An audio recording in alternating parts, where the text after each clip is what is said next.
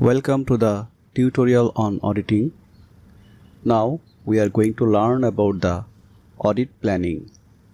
Audit plan includes the nature, timing and extent of audit procedures to be performed by engagement team members. That means in audit plan you have to indicate the nature, timing and extent of audit procedures. And this audit planning is for the procedures which will take place over the course of the audit as the audit plan for the engagement develops.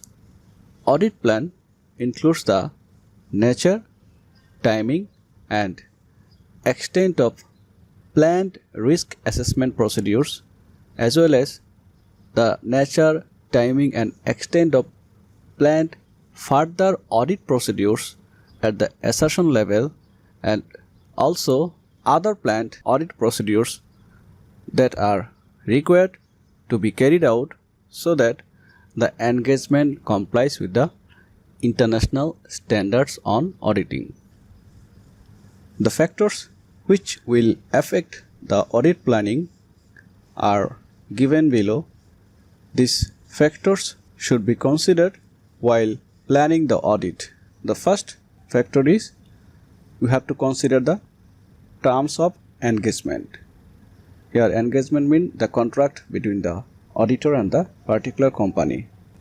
The terms or conditions of engagement should be considered while planning for the audit. Then you have to consider the statutory duties connected with the audit. In the definition we have learned that audit planning includes the nature, time and extent. That's why in audit planning you have to consider the nature of report and timing for submission. After that you have to consider the legal and statutory milieu.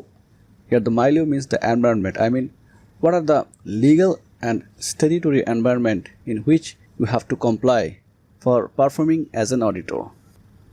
And the fifth consideration for audit planning is accounting policies followed by the entity, any change affected thereon. And the sixth consideration for audit planning is the effect of new accounting or auditing pronouncements by the governing body.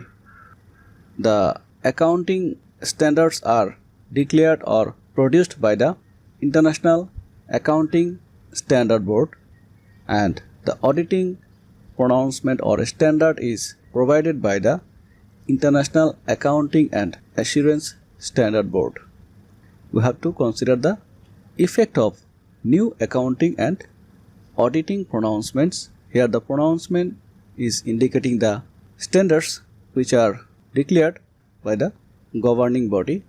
Here the governing body for accounting is IASB, International Accounting Standard Board, and the governing body for auditing pronouncement is IAASB, I mean International Auditing and Assurance Standard Board.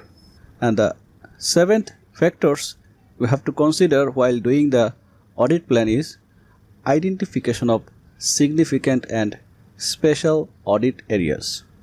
After that we can see we need to consider the setting of materiality level for audit purpose. I mean you have to determine the materiality level. Here materiality means which one is crucial issue and which one is simple issue.